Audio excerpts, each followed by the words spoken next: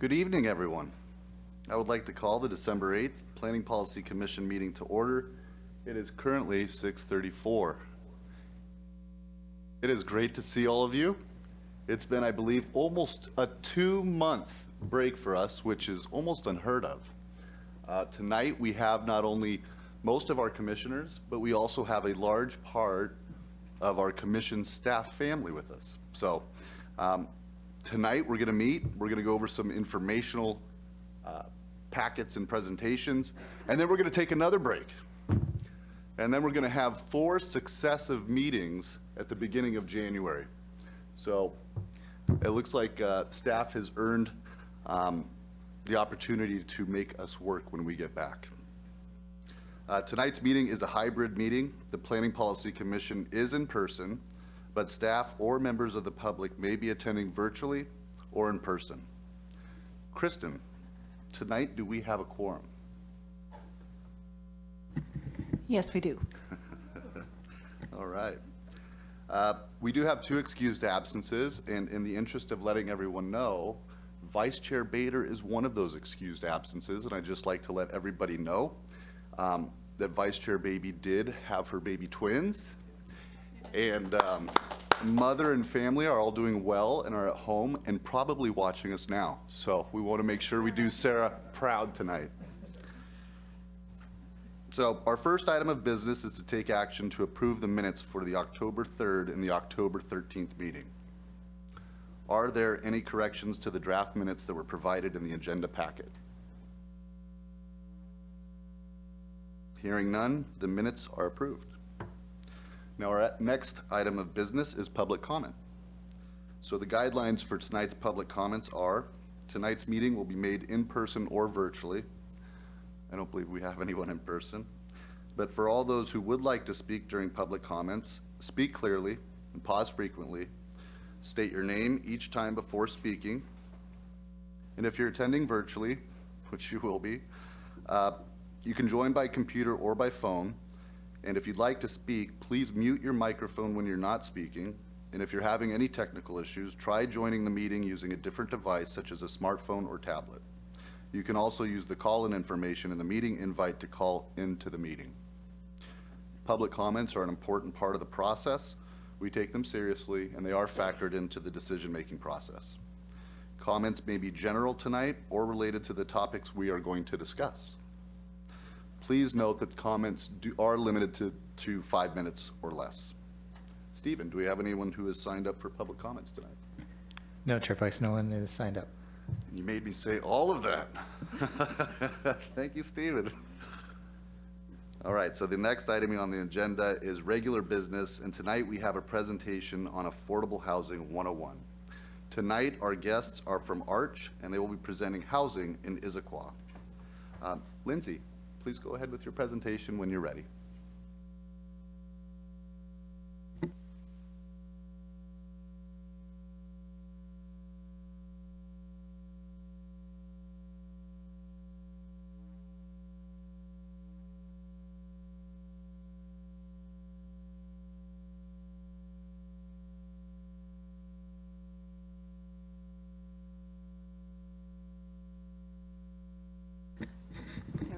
So I'm not presenting, but I would like to briefly say we have both Lindsay Walsh, Executive Director, and Mike Stanger, Senior Planner from a Regional Coalition for Housing, which is ARCH, also known as ARCH. And when we were doing Title 18 and the Affordable Housing Chapter, there were lots and lots of questions that came up. And starting in 2023, we are going to have several housing issues that we will be talking about, including some of the implementation of our housing action strategy plan and our comprehensive plan and all sorts of good things. So just as a preface to that and just as an education to make sure you all feel comfortable with it, we've invited them to come to a Housing 101 discussion for us. Thank you, Kristen. Great. Well, I'm Lindsay Masters, Executive Director of ARCH, and I have here with me Mike Stanger, Senior Planner with ARCH. We're really excited to be here. We hope you'll get to know us throughout the presentation, but we are a continual resource for the city of Issaquah on your housing issues, housing planning, so we hope this isn't the last time we get to speak with you. The topics we're going to try to cover tonight is just some basic foundational things. How do we define affordable housing? What are some of the terms that we use when we talk about that? Who are the types of folks who are looking for and who are living in affordable housing? We've got some examples of that to share with you. We want to tell you a little bit about Arch, how we work and how we partner with cities like Issaquah to advance affordable housing. We want to show you a few of those examples that have been created through past efforts. And then we want to kind of open it up to a discussion about potential future opportunities, things that you might have questions about, and we welcome a robust dialogue tonight. We could spend probably an entire day talking about affordable housing, so if there's anything we missed in our presentation, please feel free to ask us. Okay, so just starting with some basics. I know there are at least a couple people on this commission that probably have a pretty deep knowledge of affordable housing, but we did want to start with some general concepts.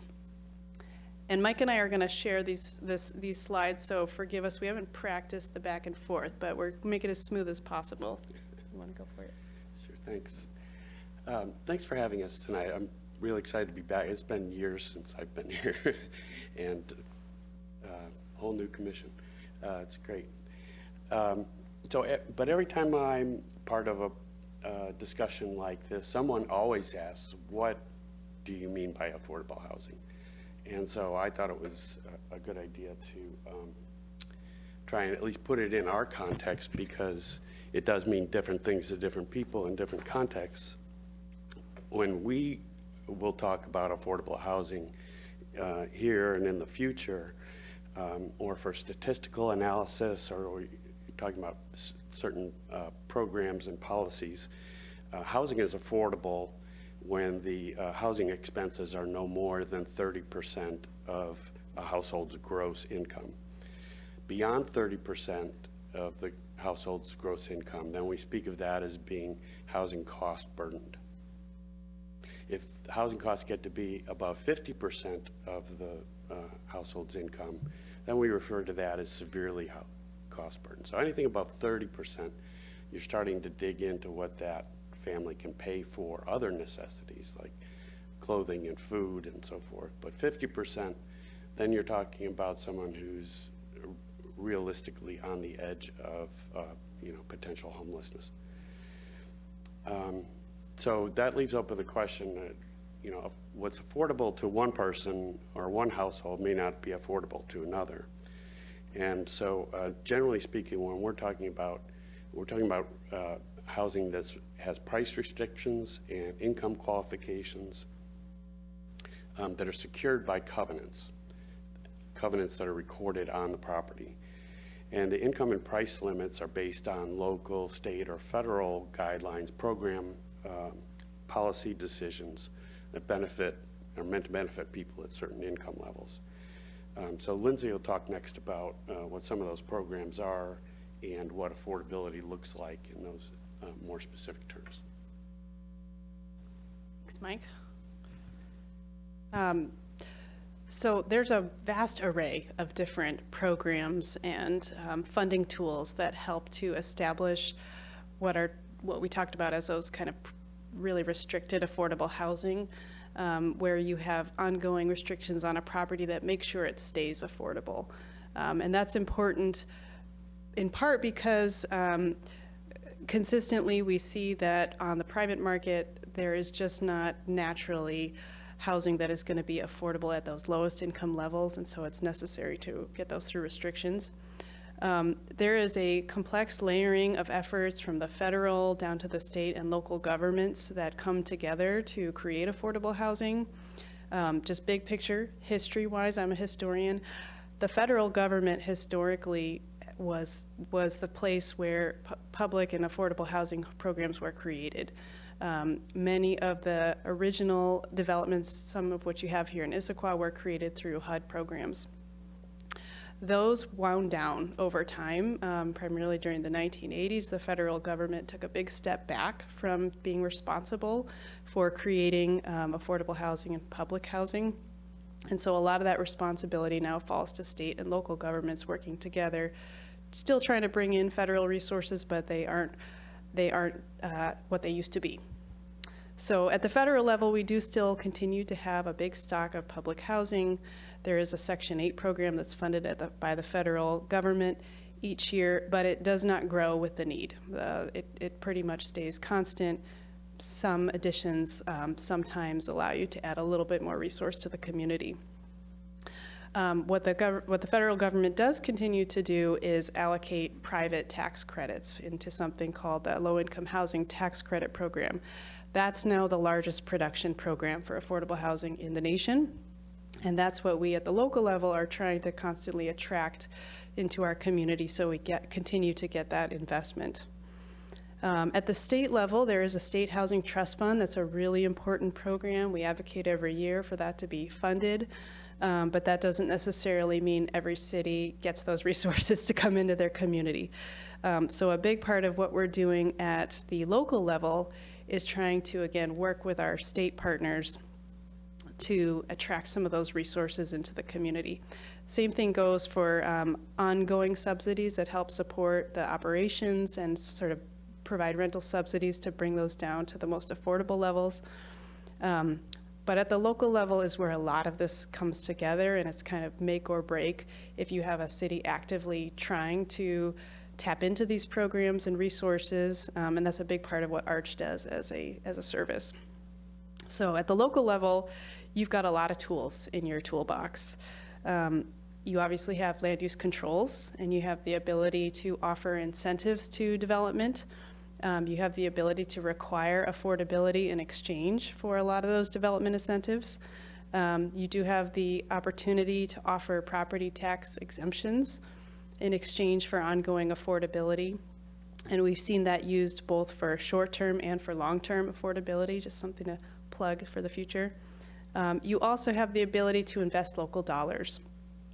We do have a trust fund program that I'll talk a little bit more about later in the presentation.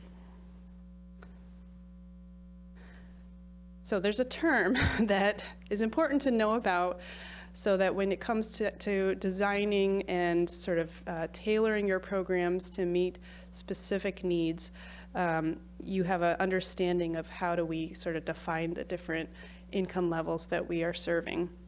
So the term is area median income.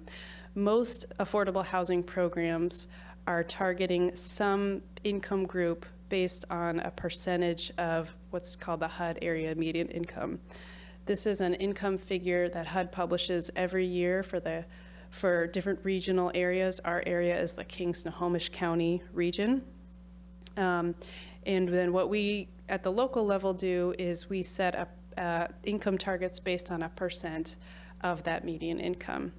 You can see in this chart here what that looks like in practice. So there would be a program, say, targeting 60% of area median income.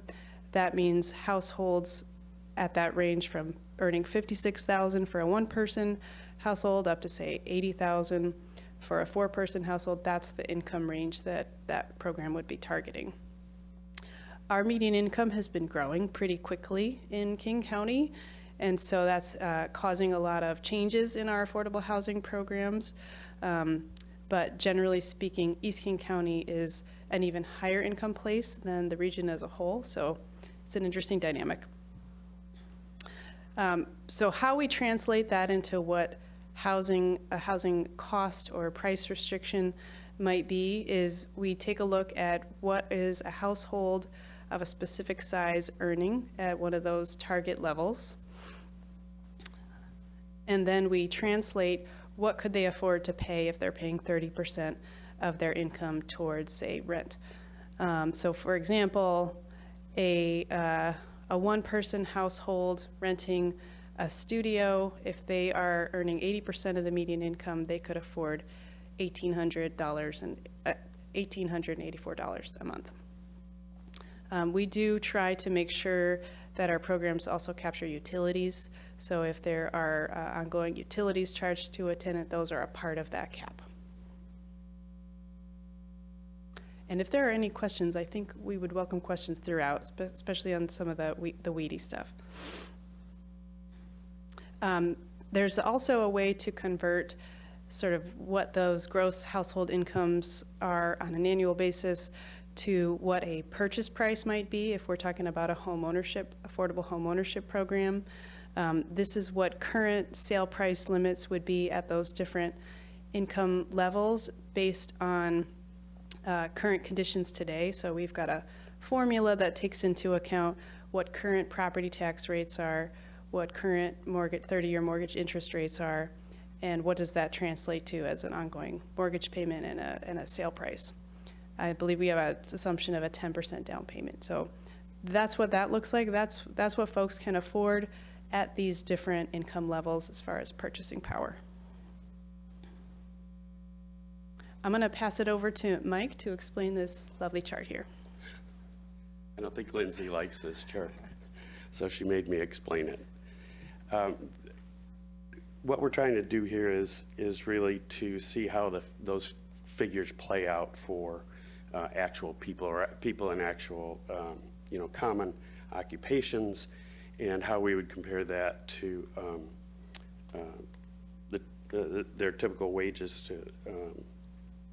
that are meant to benefit from the program. So, for example, if you had a single police officer or a single firefighter or nurse, their incomes turn out to be, on the scale of a single person, better than 80% of median. So we would expect that person could afford housing priced levels up to 90 or 100% of median income, but not a whole lot higher than that. And then many of other key people in the local workforce, like restaurant staff or retail customer service folks, home health aides, obviously make a whole lot less than half the median, in fact. The Census Bureau released new American Community Survey data today, which I dug up. And 43% of the people who work in Issaquah make less than $50,000 a year. And that's pretty common throughout the east side, actually. So there are a lot of lower paying jobs, and as you would expect, you have to have two incomes to make housing work with these prices. So this is the same incomes compared to a four-person household, the scale against the AMI. And here, now a firefighter is going to need another wage earner if they have a four-person household to afford even an 80% median home. Or if you're one of the lower wage workers, then two of you won't even be able to afford a median rent, which according to the new data is about $2,300 for a median rent in Issaquah.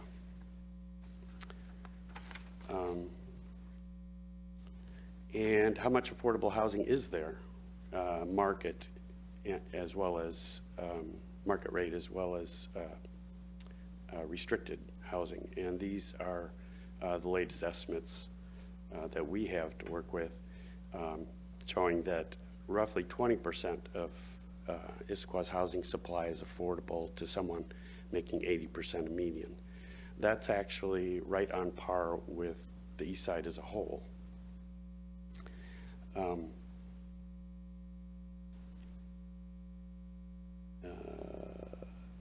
Sorry, I lost my place for a second. There's a couple of problems with, and then I wanted to point out the household incomes toward the bottom there. You can see that there's about,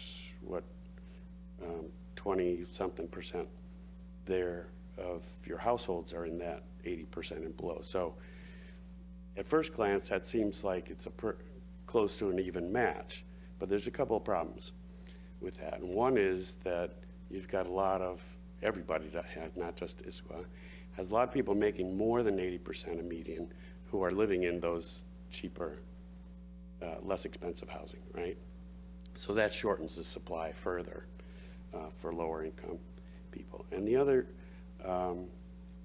thing is that the State's Growth Management Act, new countywide planning policies require every city in King County to plan for the full income spectrum of the county, the needs of the whole county. And so those are shown on the very bottom row. So there we're talking about needing to plan for. You're not responsible for building it, but you need to be able to support it in your comprehensive plan on how the community can support 13% of your housing stock affordable at 30% and below, 11% at 30 to 50 and so forth. So that's a major challenge. We'll come back to the comprehensive Can plan. I ask a question? Yeah. And you can answer it later if it comes up later. But just looking at this chart and what you just said, and if we consider inclusionary zoning and we know some kind of percent of growth would be inclusionary, does anybody know if that matches the need? No? Okay. Are you asking if we assume that development occurs in your and fulfills that requirement, would that count toward this need? Yeah. Or is it enough to meet it? Yeah, if our inclusionary zoning is 10% of stuff in the regional growth center, and that's so many houses, would that get our up to 30% to the 13% it needs to be rather than the 4% that it is today? I don't have the numbers in my head, but I'm pretty confident that it does not. Okay.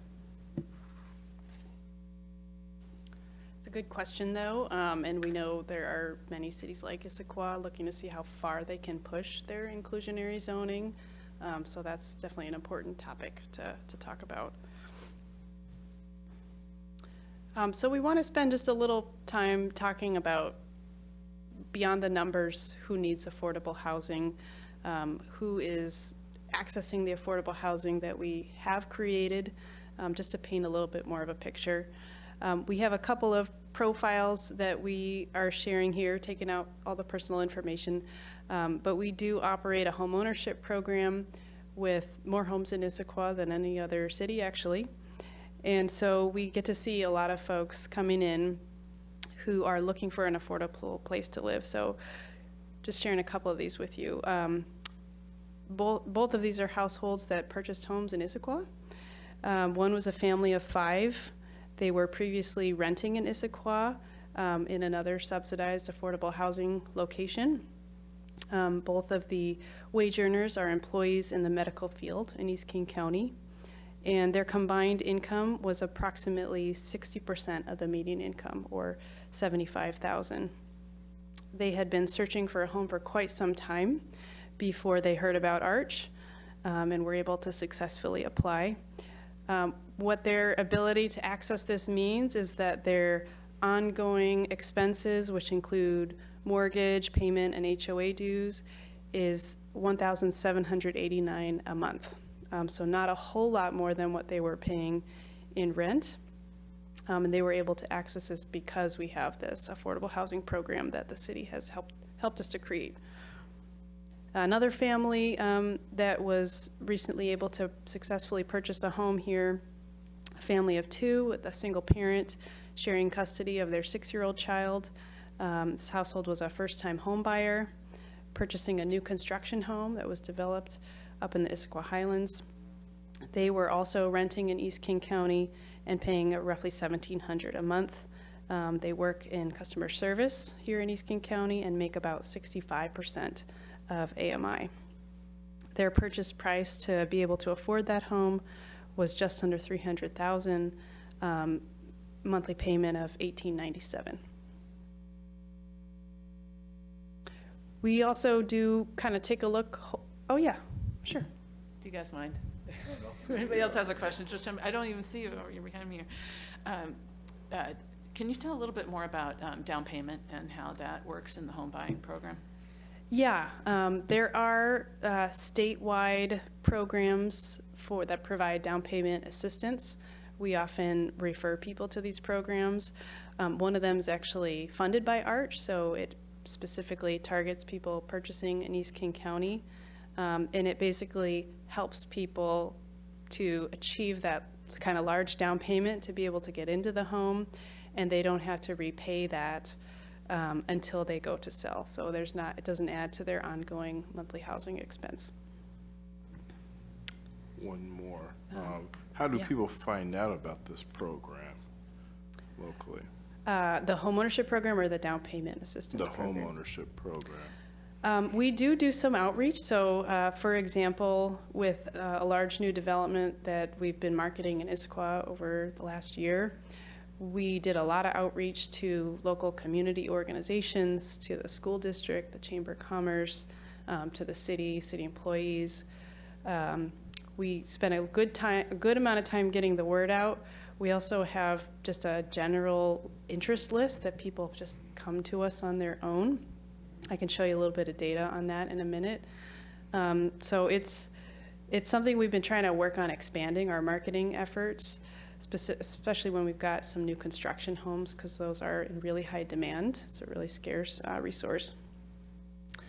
But we could probably do more to get the word out. We just don't have enough homes available for all the people who are applying. Thank you. Yeah. I'll just say one more thing about down payment assistance. If it wasn't for the fact that we had affordable homes to buy, those down payment assistance programs would not go far enough to be able to help people purchase in this type of housing market. So it's important to kind of pair those things together. So this just shows you a little bit more data about who the homeownership program serves. On the whole, we ran some numbers through the third quarter of 2022 from 2021. We sold about 113 homes in that time, serving 271 people. The average household income was 75% AMI, roughly 2.5 people per household. So we are serving quite a number of families, larger families. Most of the folks accessing this are already living in East King County, so almost 3 out of 4 of the home buyers that we've served are already living in East King County, and this is a way for them to stay. We do have senior households, and also, like I said, quite a few households with children. There's a long list of occupations, but it's the workforce in the community that this program serves, many of the important jobs that many of your businesses are trying to fill. As I mentioned, we do maintain a mailing list where we market new affordable housing opportunities, whether they're ones we're selling through our program or they're other projects coming online through other city programs. And currently there's just over 7,300 households on that list. It grows every month. It's continuing to get bigger and bigger. The average household income that we see amongst that group is a little bit lower. It's around $60,000 a year.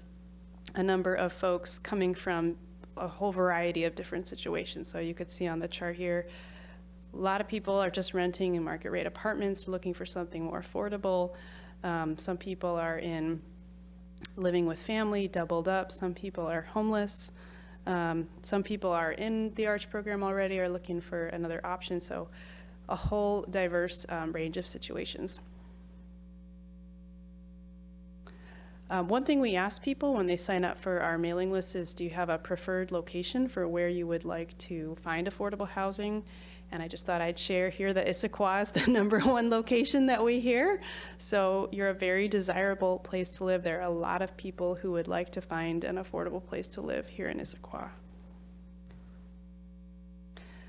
So now we'll talk a little bit about ARCH. For those of you who don't know us well, we are an organization that's now 30 years old. We just celebrated our 30-year anniversary. We were established in the early 1990s around a lot of the conversations with the Growth Management Act and starting to plan for housing. We were a way for cities to come together and think about how to do that collaboratively. We do this through a number of different ways, and we've been kind of using these strategies since our beginning. We do provide basically a shared resource for cities, shared staff, shared program administration, shared expertise, and then we perform a bunch of functions on behalf of cities to help them carry out their programs. So we do support planning work when it comes time for you to do your your housing element or your housing action plan. We do invest all the city's dollars. I'll talk some more about that in a little bit. And then we do provide shared administration of programs so that when you decide we want to set up a new program, we would help you provide the ongoing staffing for that. And then we do have a lot of direct engagement with the community. Again, people seeking affordable housing, looking for resources and referrals. So the Arch Housing Trust Fund is one of the most important things that we can do to help cities create more affordable housing in the region. This is a program that pools together funds every year from cities like Issaquah, but just about all the cities that are a part of Arch. You saw on the map there in the previous page, there are 15 cities that are a part of Arch, including Bellevue, Kirkland, Redmond, up to Kenmore, Woodinville, Bothell. And all of those cities contribute. So we pool those funds together on an annual basis. We make them available to developers who are trying to build affordable housing. And then we work with those developers to attract all the other resources they need to get their projects built. You can see here over the life of the program, we've raised roughly $90 million from our members. Those have gone on to leverage quite a bit more. I think I've got a slide that'll show that. And we've been able to support over 5,300 different affordable units, as well as some shelter beds. One of the important principles of this program is that we want to create affordable housing in every community across the east side. So we strive really hard to make sure each community sees investment back for what you put in. We also want to make it a really flexible program. So unlike many other funding programs that are really targeted at specific kinds of housing or populations, we provide flexible funds. That's the beauty of those local funds, so that we can invest in just about any type of project as long as it's serving an important need. These are all vetted by an advisory board made up of community members from East King County. So by the time these come back as recommendations to your city council to approve, a lot of thought and care has gone into vetting them.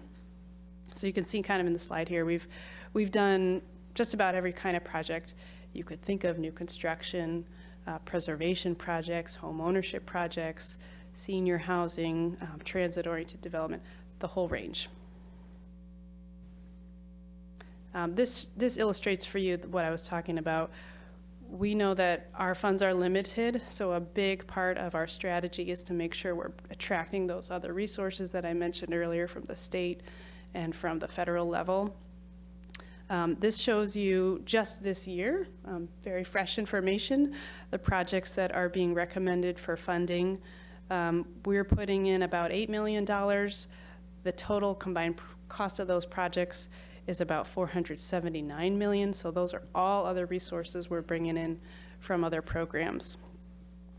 Historically, we've been able to leverage about $10 in other funds for every dollar that the city puts in. I'm going to hand it over to Mike to talk about another important set of programs that Arch supports. And in my close to 12 years now with Arch, I've spent a lot of time with this side of the house, if you will, which are land use based and tax incentive programs to create affordable housing in projects that also provide market rate housing. So they're mixed use or mixed income projects. And this is to give you kind of a brief overview of the variety of those programs as they happen and they've been adopted in our member communities. You can see that on the land use side, some have mandatory requirements in their codes, some rely on voluntary incentives. There's a wide variety, some variety in the affordability of those housing units in those programs. About half of our communities have adopted the multifamily tax exemption program. About half have not, but may be considering it. And when I say that we administer them, I mean that we try to, I think we provide an advantage in that we can standardize the process. So somebody comes in the door, a developer comes in the door to your permitting division, and the staff tells them that there's affordable housing to be built there, go talk to Arch. So they'll talk to me or someone else in our office, and who knows your code and will apply your codes and incentives, apply them to standardized contract covenant forms, carry that side of the process through to get them executed and recorded, make sure that the homes are leased up or sold according to the agreements. And then we have additional staff that monitor them through the life of the contracts. We also helped create these programs. So our staff can provide technical support to your staff, to you and the council, to help derive a program that meets the needs of your communities and your policy priorities.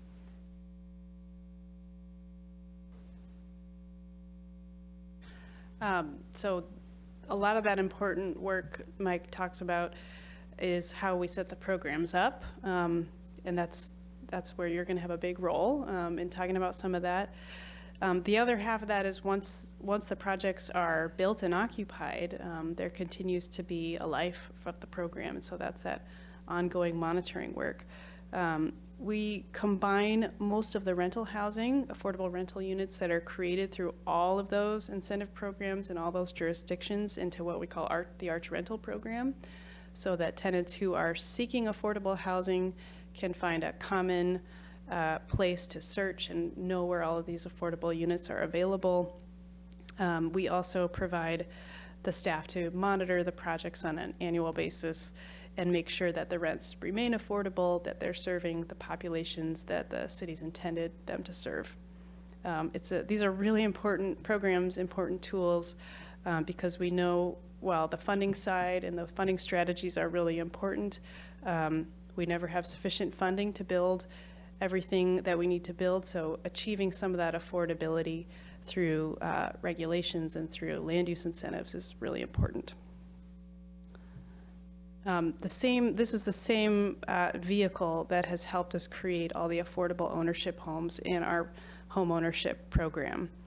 We've got just about getting close to 800 homes in that program now, and it's what's called a shared equity model, where there is ongoing restrictions on the purchase price so that we can maintain affordability of the homes, but still some shared appreciation so that owners are able to as well build equity. This chart was done a few years ago and shows that Arch homeowners have collectively earned about $90 million, been able to earn $90 million in appreciation. So they are achieving some of those benefits of homeownership. This, as I mentioned, is the breakdown of where all those homes are located. It's been really exciting to see homes continue to be added in Issaquah. We hope we'll be able to keep doing that.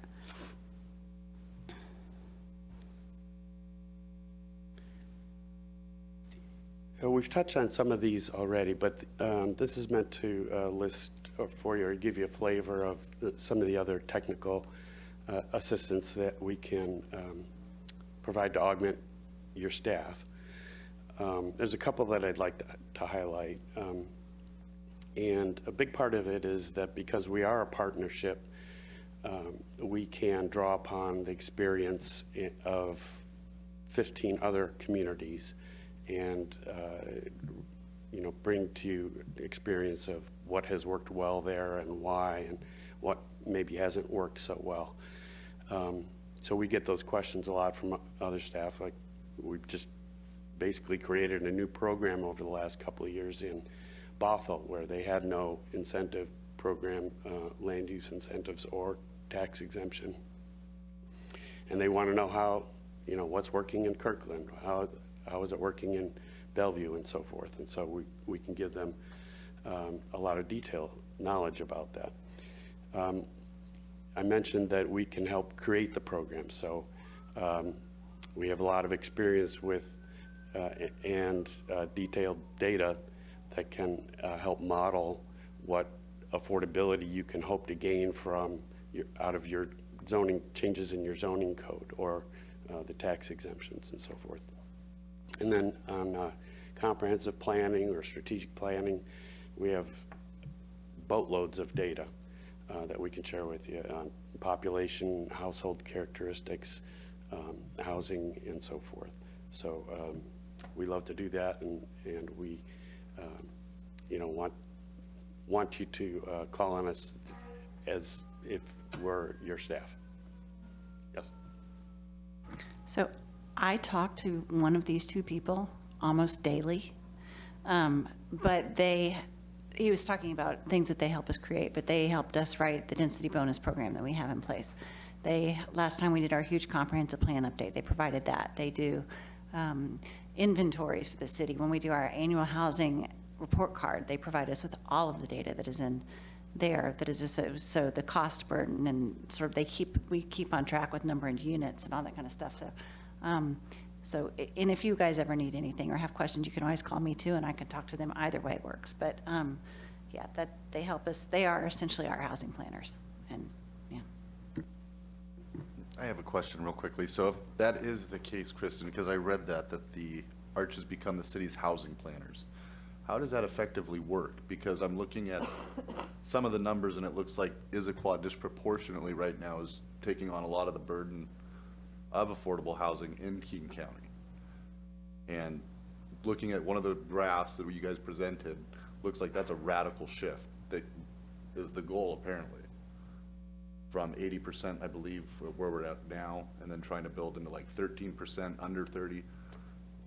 What kind of effect is that going to have on the city's character? So, I mean, Lindsay can probably address this, so she can probably jump into what they showed you earlier is a draft. They haven't decided, they have not adopted yet what they want those targets to be. But this is right now the preferred route that they would go. So I think it said that we have right now 4% of our housing is 0 to 30%, and the goal would be to be 11%.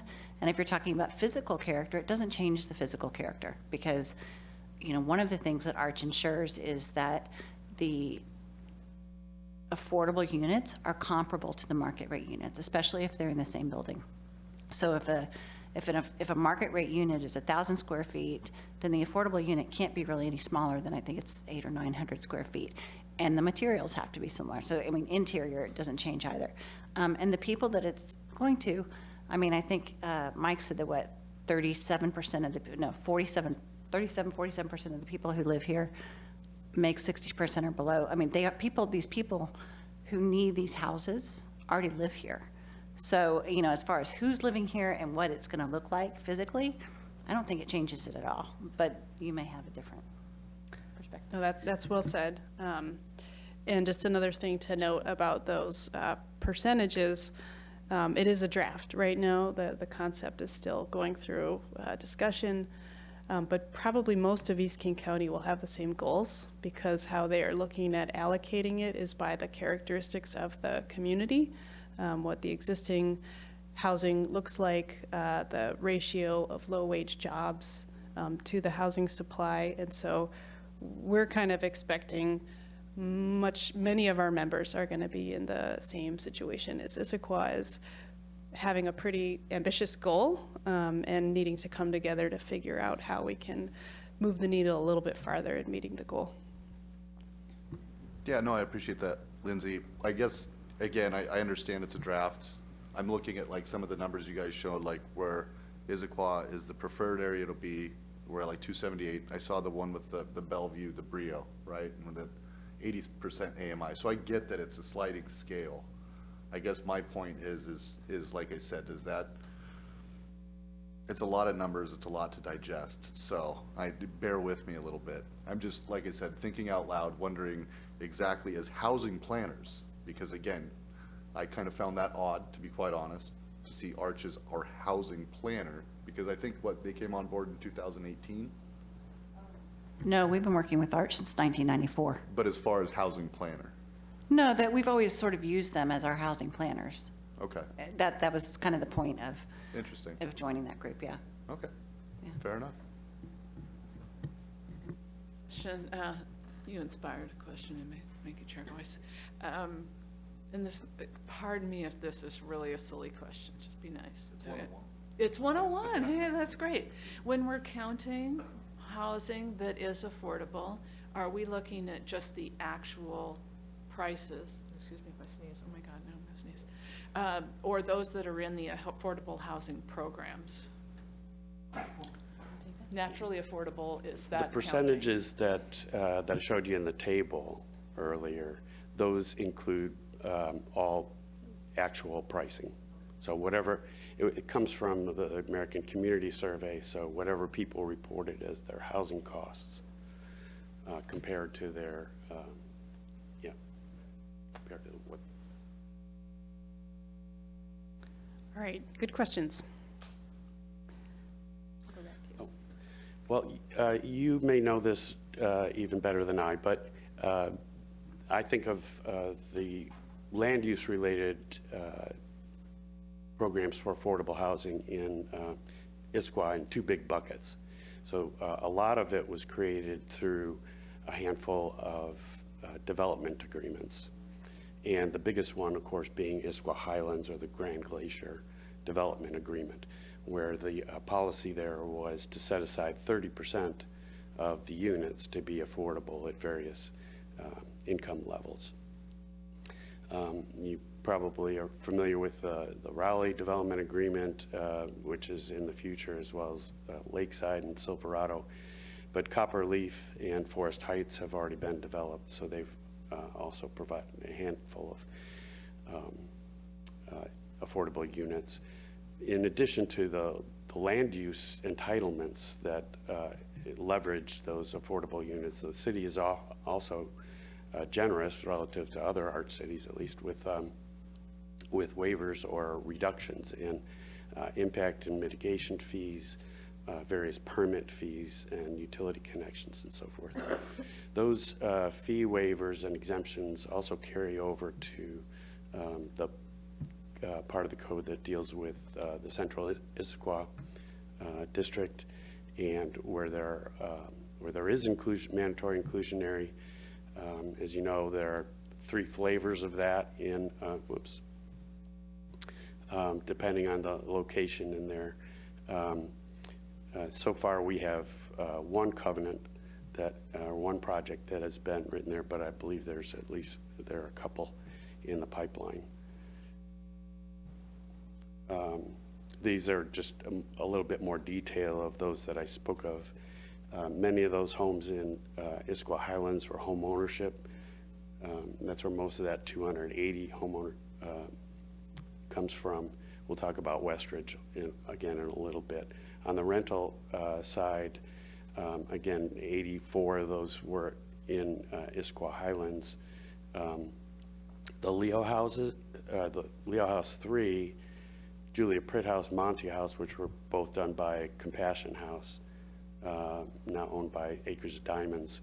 Those were done by, creative deals where the city had owned a house or owned a lot or something, and helped pay, by saving them other costs on fees and so forth. And so they were able to engineer some housing for developmentally disabled people, or transitional housing and things like that. So the city's been really creative and used a variety of tools. That was yours. Yeah, and so I mentioned the trust fund program earlier. Just wanted to give a little bit more detail about how Issaquah has participated in that program. This chart shows you kind of the last 10 years of data of ongoing contributions that the city has provided through the city budget. We pull these together with all our other cities' contributions. Roughly $1.2 million have come in from Issaquah since 2012, and those have gone on to support all those thousands of units that we support across the east side. But importantly, we also do see some investment come back into Issaquah. We've got 9 completed projects that have been built here in the city that have 318 affordable units in them. I'll show you one of those in a minute. And we also have funds reserved for the Trailhead Transit-Oriented Development Project, so that when that gets under development, finally, we will be really excited to release those funds and invest that in that project. So we'll talk to you just about a few examples kind of from each of those programs and what those have looked like here in Issaquah. I mentioned Vale. This is the apartment property in central Issaquah that has used the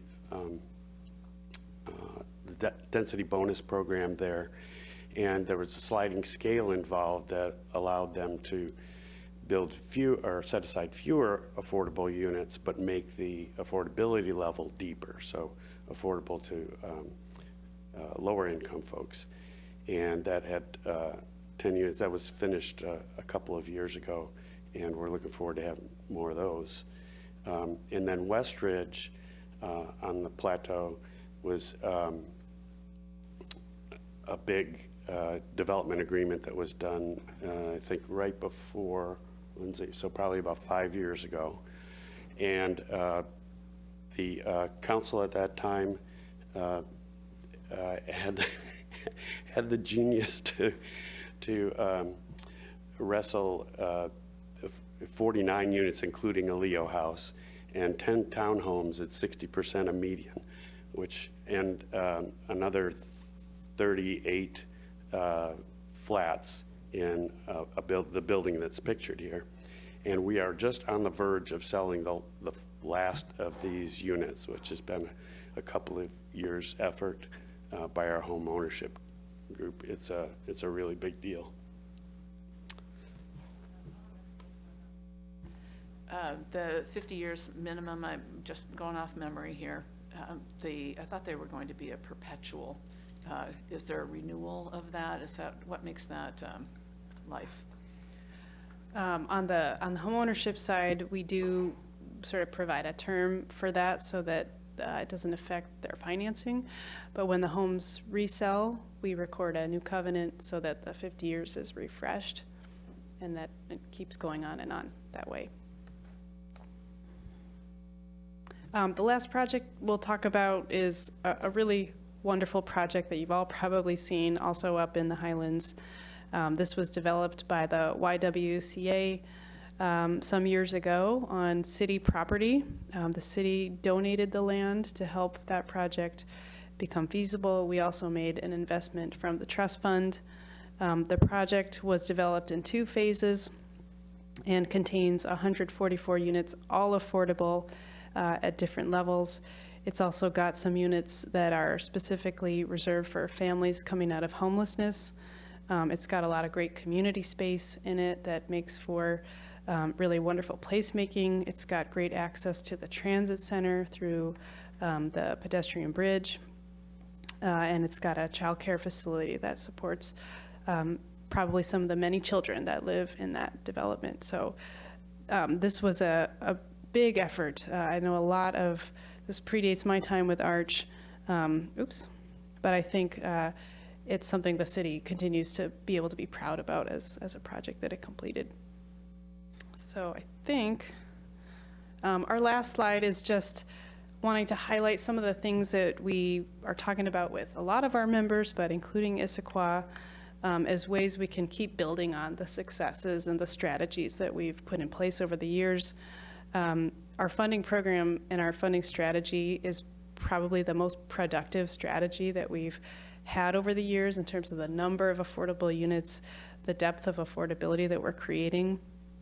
We want that to be a sustainable effort, and so we've been facilitating conversations about how cities can be given authority by the state to adopt dedicated funding sources.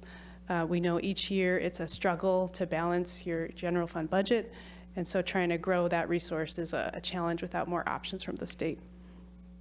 We also know that public property and surplus property is one of the most important ways that we can create housing in your community. We've got many cities now who are starting to look at the property they own, but also the property owned by other public agencies, whether it's King County Metro or whether it's Sound Transit. And so that's an important strategy to look at. Obviously, the comprehensive plan update is going to be a really big effort. Lots of work and discussion will go into that. You know, it's a once in a decade, roughly, opportunity to take a look and open up all your policies and your land use. So that's going to be really important. And you have this great opportunity with the grant funding from the state to develop a more actionable housing action plan and really get some things going sooner. So those are all things we're excited to keep talking to you about and would be happy to open it up for any other questions. Great, thank you, Lindsay. Thank you, Mike. Want to open it up for some general or basic questions from the commissioners. We'll start with Commissioner Longoria. I believe she has one. Hi, thank you. Hi, Lindsay. My question for you guys is your AMI chart that you guys showed, is that for King County AMI income limits, or is that specifically for East Side AMIs? Because you noted, I believe in your presentation, that there is a difference, correct? That our income, that our AMIs are a little bit different on the East Side because of the high housing costs? Yeah, so to answer your question, the chart is that regional median income for the King County and Snohomish County region. And we do use that for our programs because we're so often blending state, federal, and local programs together. So it's a common benchmark that most programs choose to go by. Okay, thank you. Are you finding that, and I'm not sure if there's actually like data on it, but are you finding that the people who are taking up these units are from Issaquah or from the surrounded cities? It's both. For the program that we operate and actually select home buyers, so the homeownership program, we do have some policy preferences for people who live or work in the city that the home is located in. We do that to try to support that goal of having your workforce be able to live locally, and also to be able to help people not be displaced from the community that they're in. So that's one way we try to affect that, but we aren't necessarily tracking all the rental units and where people are coming from and accessing those. But if you look at our homeownership program as a proxy, they're mostly folks coming from East King County. Thank you.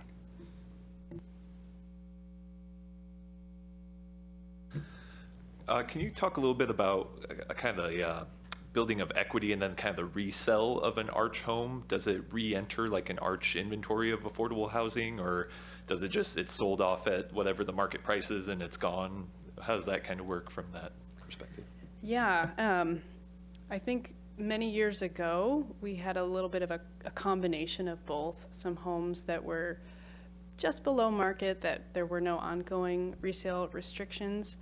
And I think over time, we've learned, as well as other organizations that run similar programs like Habitat for Humanity, that it's really important to preserve the affordability, that makes sense long-term. So now everything we're creating new comes with an ongoing resale restriction.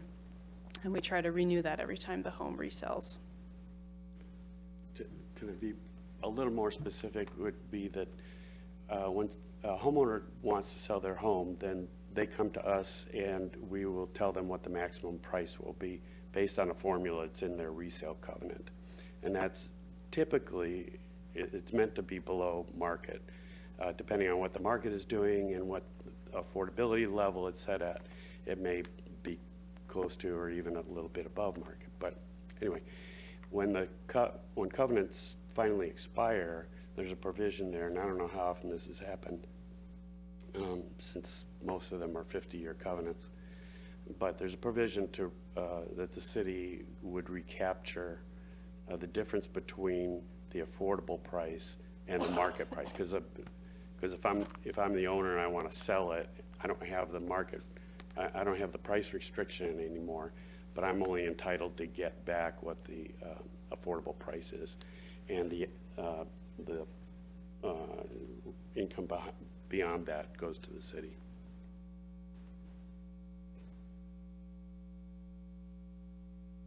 Any other questions? Thank you, Chair Voice. I wondered if you, this might be a little too softball, but if you have any opinions or advice that you could give us for preserving naturally occurring affordable housing, either on the side of what kinds of policies help to preserve, or what kind of policies really erode your naturally occurring affordability. Well, we're really fortunate to have the King County Housing Authority, who has been very active in buying naturally occurring properties, as well as properties with expiring tax credits.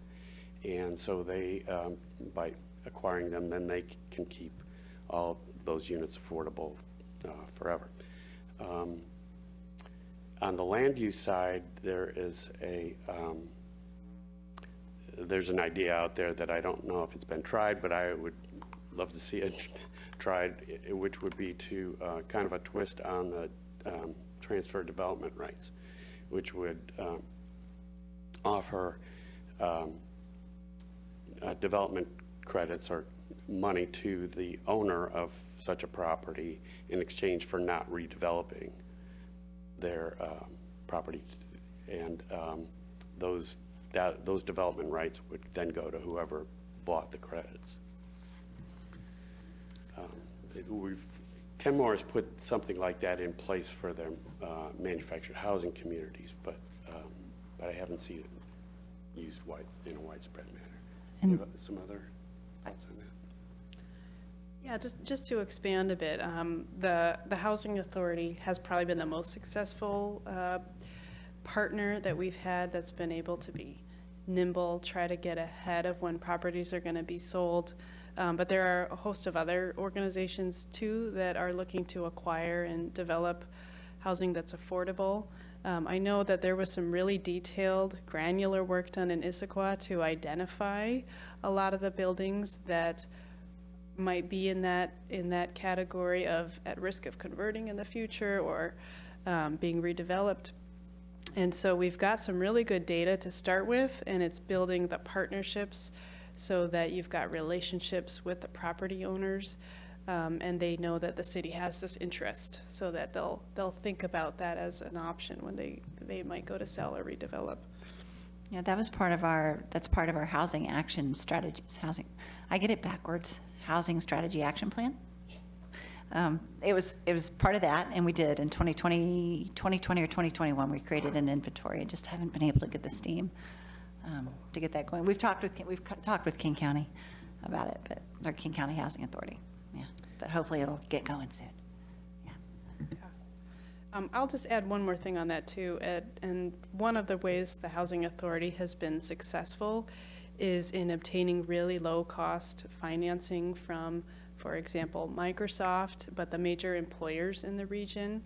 And so that's another possible way that the city can look to engage with partners. And you have some really large employers here in the city who probably share that interest in you and wanting to have more housing that their workforce can afford. So it's just further conversation that could be helpful. Well, great. Thank you, Lindsay. Thank you, Mike. Fantastic presentation. As you mentioned, we could probably talk about this all day. But looking forward to the future conversations, the forthcoming conversations, Arch Housing 201. So thank you both. Thank you so much. And the next item on our agenda is the Title 18 update, setting the stage. We're going to have a discussion, basically a bird's eye view of what January is going to look like. We're going to have, I believe January 12th is going to be, for the most part, an introductory meeting where we're going to go over the actual draft. And then we're going to have 3 successive public hearings. And these will all be in 4 weeks, in as many weeks, so we're gonna have a busy January and February. So Stephen, please, with your presentation. Thank you, Chair Voice. Good evening, Commissioners. Like Chair Voice said, the intention of this presentation tonight is really to briefly run through the materials to get you prepared as you review all the materials, because it is a lot, as you have seen, and you haven't even received the final consolidated draft yet. Most of the materials that you received are really focusing on what went into the development of this final draft, what kind of conversations we had with this commission as well as with city council to look at the policy discussions and get direction on how to make changes to lead to this final draft. A lot of, as you've probably seen from the materials, a lot of effort went into this project. It started about 2 years ago, and it is continued to today with multiple meetings with this commission, multiple meetings with other boards and commissions, and meetings with the community as well as with the city council to tackle multiple different topics at different angles with different perspectives, and to get us to almost a final product that we are proud to eventually present to you later this month. So in the list of materials that you received in tonight's packet, it includes a list of changes for the first attachment that lists all the changes that went into the final consolidated draft after the first draft that was released earlier this year for each of the different sections of the code. It also includes a public comment table that looks at all the public comment we received throughout the development of these policies and the development of the drafts through the development of this final draft. And then we also include a memo that summarizes the process we did for code testing, working with some community members as well as staff to look at example projects to test the new code, draft code, to see what kind of impacts or improvements might need to be made for this final draft. And then finally, we also included the table of contents to give you kind of a context of what this thing looks like, because it's been assembled in a different structure than what the commission has actually seen before. Before you saw 6 different buckets based on topic, and it's all been kind of assembled together based on how it's going to be inserted into the municipal code. And so we just wanted to make sure that's clear. It's going to be, you'll see chapters that are together that weren't previously together, but makes sense in the grand scheme of how we work with our code, and in terms of how the review process works for permitting, as well as how staff will be using the code so that it's organized in a fashion that's easier to reference and work through. What you don't have yet, kind of see on the slide, is the coming soon items, which includes the final draft, which we're aiming for later this month to release to you, and we'll let you know once that's ready, as well as the printed copies for you to pick up from the Permit Center. We'll also be including in the future meetings a public hearing feedback table, which will basically a consolidation of all the feedback we're going to receive during the public hearing process, just so you can see the comments we receive and how staff is going to be responding to that as the public hearing process proceeds. We'll also be adding a new material, including the PPC's recommendations that you'll finalize at your last public hearing on February 2nd. And so what we'll do is, as we work through the meetings in January, staff will assemble this list of recommendations that you'll see for the final meeting and discuss for either final edits or for moving through, approving to send to the city council for their consideration. And then finally, there's one new item that we'll be adding to the materials in January. And this came at the request earlier this week when we met with the city council committee, who requested that we include a matrix on that goals and outcomes chart to show how we are achieving the goals that were set for this project as we're improving the code. So in your packet, we include several policy questions, and a lot of these questions are either policy questions that were developed through previous discussions we had with the commission, or through the consolidation process, we found gaps in policies that we think we need to visit with the commission before finally finalizing the draft code. For next steps, it really is the public hearings in January and February 2nd to finalize. And then following those public hearings will be going to the City Council Committee to review the consolidated draft, bring the commission's recommendations on the consolidated draft, and continue that through the adoption process and legislative process with this full City Council. So for tonight, I just want to open the floor for if there's any potential questions on either the policy or the process kind of moving forward from tonight, because there's a lot of materials. We want to make sure that's clear what you have today and what you'll be receiving, and make sure it's clear how that kind of fits into all the meetings that you'll be preparing for in January. Commissioners? All right, you can continue. That's pretty much it. We wanted to make sure that because there's so much materials, we wanted to reserve a lot of time for you to provide any questions. We also want to re-offer, staff would love to meet with any of you to go over any of the materials, whether it's the materials I have now or the consolidated draft. If there's sections of the final draft of that you're reviewing and it seems a little confusing or something doesn't match up, we'd be happy to meet with you and talk through things further as we go into the meetings in January. Right, I imagine there'll be a lot more once we see the draft, but, Correct. yes, I will ask. Commissioner Milligan. Thank you. So the sections that are in our packet, this packet, today's packet about comprehensive plan updates and the deviations. Deviations? That's in this tonight's packet. When are those to be discussed and recommended? We'll be discussing those at the January 12th meeting. So starting to dive into each of those policy questions and answering the questions, but also getting feedback from the commission on what direction we might be wanting to go with each of those policy questions. And then a lot of that will carry forward into the public hearing process as we go into what the final changes were into the final draft, or going into the final draft, and moving forward as we continue the conversations with the council committee. Do we have a new date on when the draft is going to be ready for us to pick up? We are aiming for Christmas. the week of December 22nd, I believe is that week.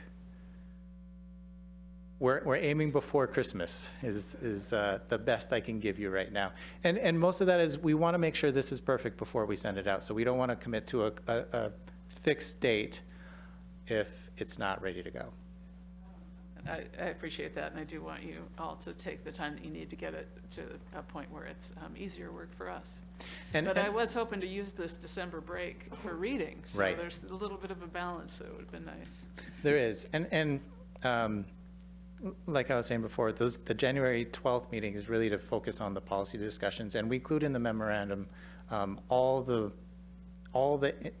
excerpts from the draft code that we have now based on those policy discussions. But if you needed more information, we'd be happy to share that with you. With the discussion on January 19th, that's when we're starting to dive a little bit more into the full consolidated draft, but we're hoping to kind of split it up a little bit in halves between the first two public hearings so that it's a little more digestible. No, I think we really appreciate it. I know behind the scenes, Stephen had mentioned that the city attorney needed more time with it. To Nina's point, the idea is to give us a very workable document. Stephen, what's one thing you're hoping from us as far as January 12th? How do you see the meeting going? Because I kind of see it as half presentation, half commissioner questions. We'll also do deliberations on those policy questions too, so that we Okay. can get feedback building into what should be going into the public hearings. Right. And then also by that time, we will have the draft. Hopefully, we will have at least give it a cursory reading. And then, like you were saying, on the 19th is when we'll start really getting into some of the more policy into the weeds after that particular public meeting. So the public also has an opportunity to comment on what we're looking at and taking it further and further. And then the second is when we're hoping to deliberate and give recommendations. Correct. Okay. One thing I would say is if you're trying to prioritize your time as you're preparing for the January meetings, start with the memorandum, just like any of our other meetings, and then work through the rest of the attachments that we have, because that second attachment, or first attachment that we included, which has the list of all the final edits that went into this final draft. It lists everything. So we'll update that as we go through the policy discussions with you going into the public hearings. But if you were trying to see where certain things went or what direction certain topics went, you'll find those answers in that attachment. And then you can find the follow-ups that we have with the public comment matrix. All of those include staff responses in terms of how we responded either with the first draft or what the follow-up was going into the final draft. No, that's super helpful. I don't know about the rest of the commissioners, but for me, you know, I compartmentalize, I divide and conquer. I don't try to look at the whole thing as a whole.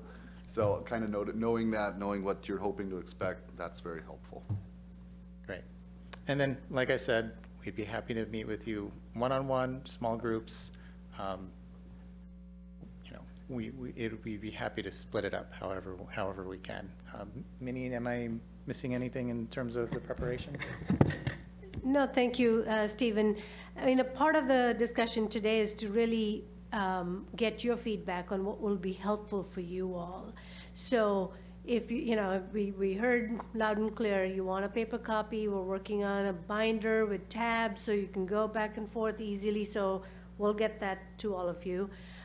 But the policy questions, we've tried to tease those out based on the conversations you all had, the public comments we received in the first round, and you all told us, go research, you know, varying buffers for steep slopes, for instance.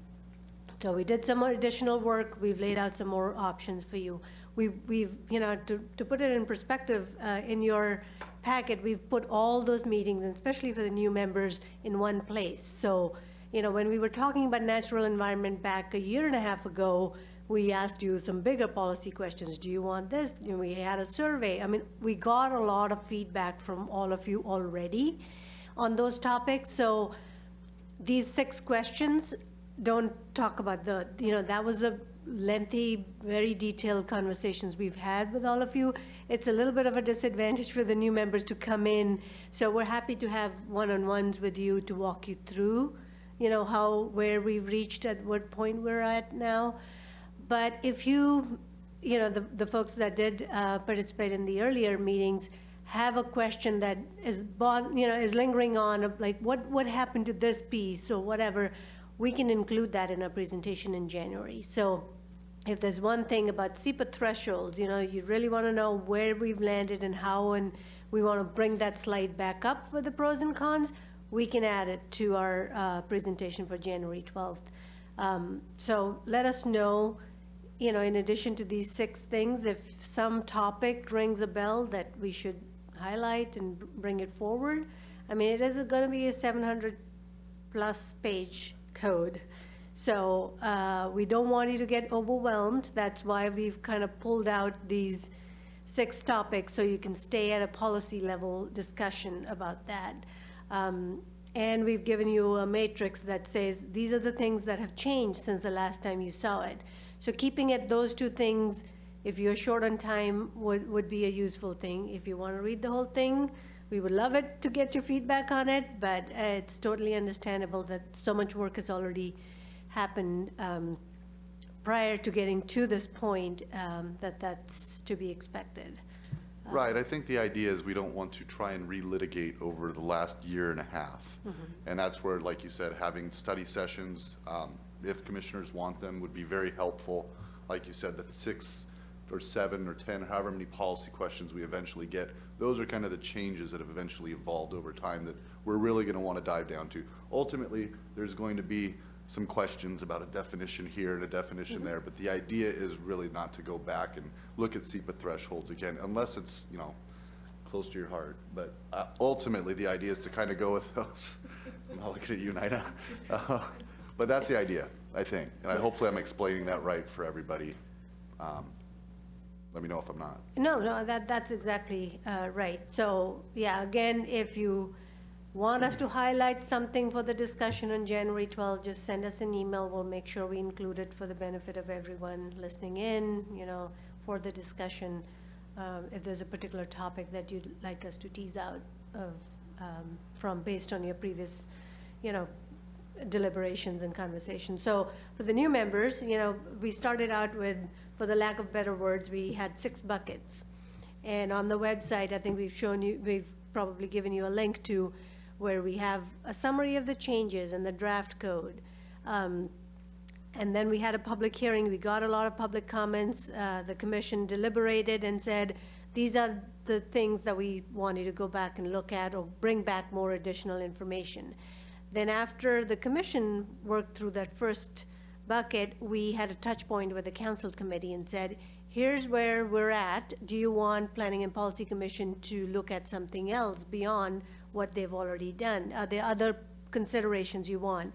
A couple of topics they sent us back to Planning and Policy Commission. You know, it was the block length and 0 lot line. So we came and rechecked with you. A few things they said, have you checked with the Development Commission what the thresholds are for design review and stuff? So we had that conversation with Planning and Policy, with you all. We had it with council. We did a check-in with the Development Commission on those. So that first attachment captures all of those conversations, what we heard from the public, what we heard from you, what we heard from council, and what we did with that. So that's, if you're picking it up at this point of the process, that's what's moving, you know, what changed from the last draft, basically. I guess one thing I would add is what was very helpful, and staff is obviously here for you guys, but I actually took them up when I came on board with the tutoring lessons. They're fantastic. I recommend it. It's very helpful. So I would, you know, they're going to make themselves available to you guys. So if you want it, I mean, like I said, that would be great. And Yeah, absolutely. also for me too. I'm sure Nina Yeah, too. I so. mean, it's open for everyone. Open Public Meetings Act, I don't know if you've done the training with the new members yet. So we can't meet with you all at once. It has to be in a public, but no more than 3 members. We can do it together. We can do one-on-one, whatever you prefer. If you are short on time, just send us an email. We can kind of capture it in a presentation. We want to make it work for you, and we are really, really thankful for all the boards and commissions and all the time that all of you have dug into these very, very complex issues, and given us feedback throughout the process. So, you know, don't want to leave it without thank you, thank you, thank you. We're not done yet, but it's there's a lot coming your way. Yeah, I think that's pretty good, because I think one thing that I saw in so many things that I looked at in the actual Title 18 was the critical area code deviation for homeowners, and just understanding the intent behind it. I think I could probably speak for all of us, it's, at least for the new individuals, to understand what went into it, to be able to understand, like, hey, okay, this is the intent, so I'm going to look at it from this perspective, basically. Thank you. Sure, yeah, well, as we walk you through the policy questions, we'll talk, you know, we'll keep that, where it came from. I mean, the council wanted to know why only these 6 questions, where did they come from? So they came from where you told us to go back and research, or some public comments came in, or something we, you know, from a legal perspective was kind of brought to our attention. So for your particular question, what's the intent?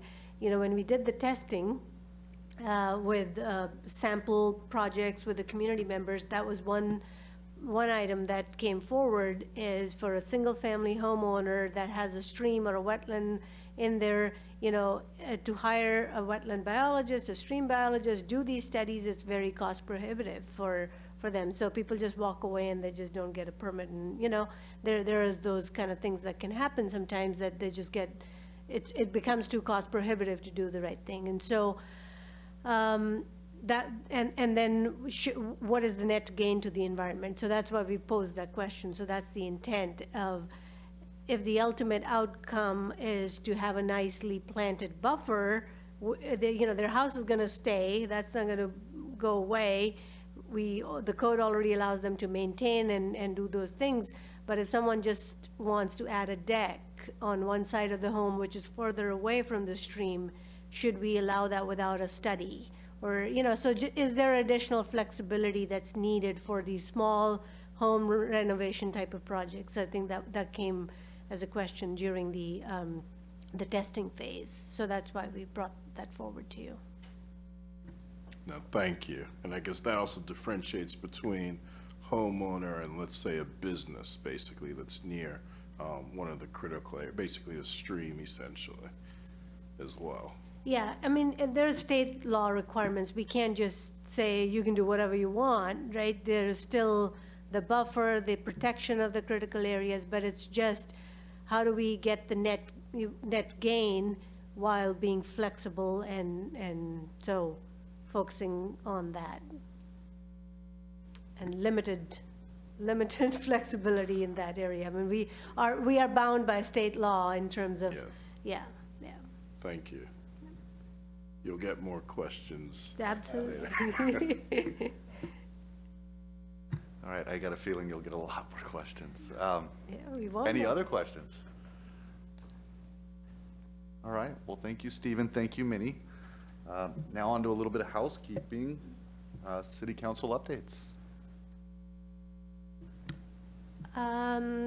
Things that you might want to know. So council has been, the budget was approved. As part of the budget, things that will come your way are parking analysis, the things that got put on the future updates list.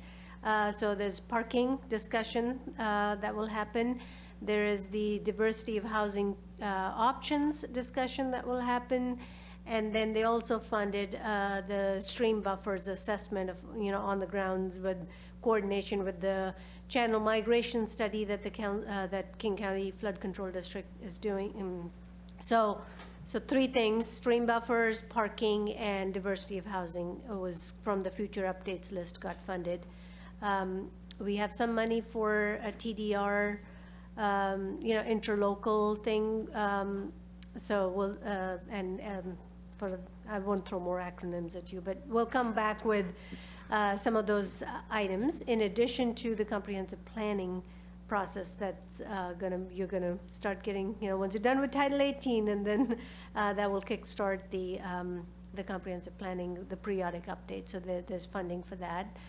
Other things that council approved just this last Monday, they approved the interlocal for the transit-oriented development, TOD, that project that was mentioned today, and right next to the Transit Center for Affordable Housing, interlocal with King County Housing Authority. So there's some, the city's been working on that for 5+ years with an opportunity center. Lumen owns the site. There was going to be a partnership, but with city-owned property, but I think now it's an interlocal just between King County Housing Authority and the city. So that just got passed. Other than that, I have one. Oh. Yep, go ahead.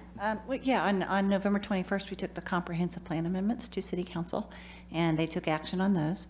And they voted, like you all, to not approve the Wildwood rezone. They did vote to approve both the Newport Way and the Our Savior rezones. The Our Savior is a different direction than you all. They had asked us between this meeting and their meeting for several interpretations, legal interpretations, and I think the one that was a big one was the criteria number 3. They said, does criteria number 3 refer to capacity, or is it which targets do they refer to? And the legal interpretation is they refer only to the 2024 or 2044, state mandated housing growth targets, and did not include capacity, which was something that had come up in your discussion. And so for that they said then the criteria, then they do meet the criteria, and so they went ahead and approved that one.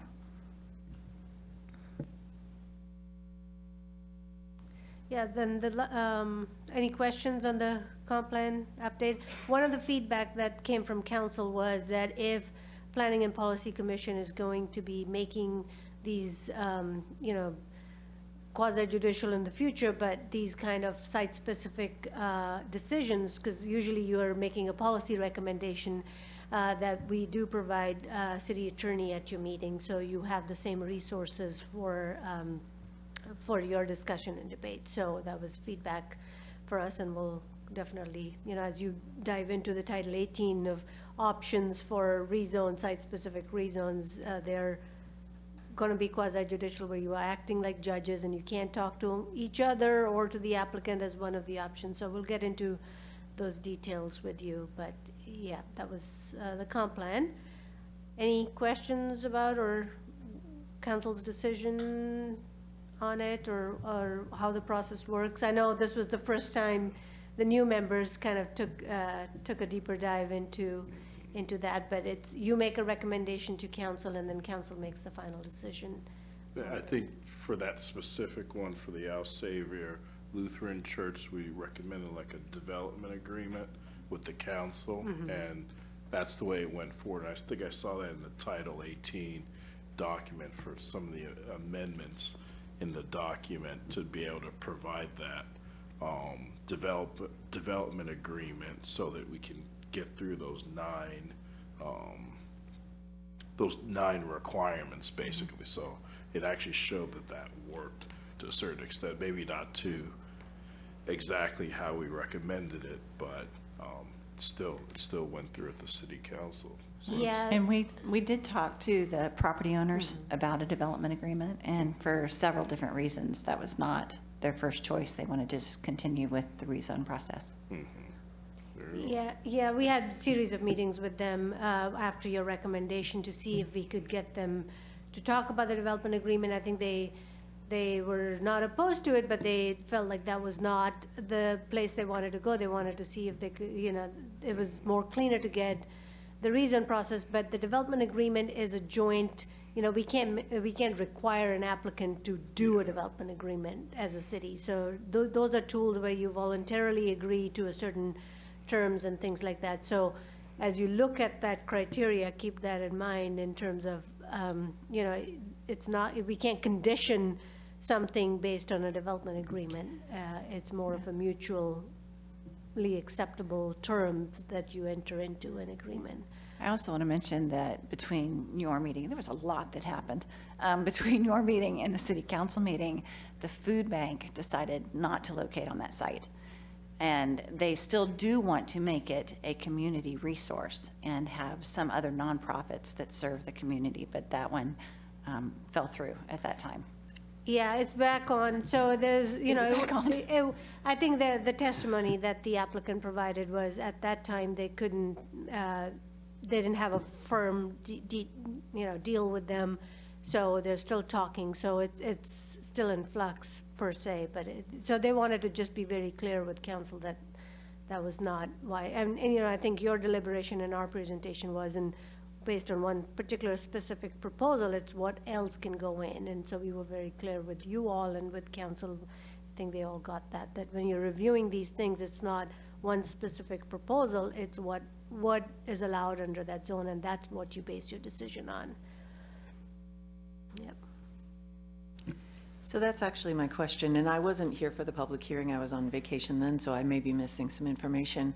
But in the prior conversation, the piece that I saw that was not met in that proposal was the public benefit, that there was not a specific agreement or proposal to bring additional housing onto that site. And it's that density that has been approved without that. Is that what I'm understanding? Yeah, I think there was some, in the next iteration of the staff report you saw, it didn't meet the criteria for, it met all the criteria from staff's perspective. So we had clarified that. I think the deliberation at the Planning and Policy Commission was it didn't meet the criteria number 4, which was it had met the growth targets or it had not met the growth targets. So that was sort of the distinction. Yeah. Okay, thank you. That was the piece I was missing. Yeah. Yeah, so other than that, any other questions? The last thing that the council committee is working on is contractor code of conduct. So we went, this has been on the city's work plan for a number of years. So we went to the committee and said, here's what we do at the staff level. We have these checklists that we go over with the contractors. What else is needed? So it was made clear that it's the outward-facing document for addressing impacts to the neighborhood. So if you're doing construction in an infill site, where are people parking? Are they keeping the place clean? What kind of noise? Who's monitoring? They can only do work within certain hours, but if they start early, so are they banging? So noise, keeping it clean, notifying the neighbors, and those are the kind of themes that are desired to be addressed with the contractors. So, and then the council also asked us to hold a community meeting on the topic to get feedback from the community. So we did that earlier last week, and invited Master Builder Association and other contractors. So we're getting some feedback from the community members and also from the contractor side. So now we plan to take that item back for a council committee of what we heard during this outreach in January. So that's it in terms of council reports. You guys have been busy.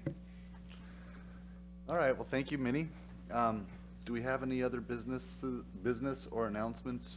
Kristen, Stephen, Minnie, just anything in general? Just one thing with the calendar that's included in your packets for 2023. So that'll kind of give you a good idea of how we see a lot of the discussions progressing through 2023 in terms of how we'll package it with each of your meetings. It is subject to change as we kind of scope out a lot of those specific projects on to discuss housing, the transit study, the comprehensive plan. As we kind of bring those to you, it'll kind of be laid out that calendar, and it'll get updated with each of your meetings. For the new members, we update that for every meeting. Yeah, it'll be nice because once we move on beyond Title 18, we'll be able to start fresh.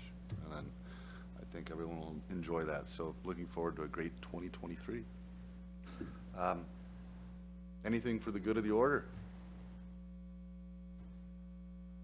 All right, well, I wish all of you guys a wonderful winter holiday break. Happy Hanukkah, Merry Christmas, Happy New Year. We are adjourned until January 12th. So enjoy the time off. I know we all have a lot of reading to do, so here it comes. Have a good night, everyone. We are adjourned at 8:12. Thank you.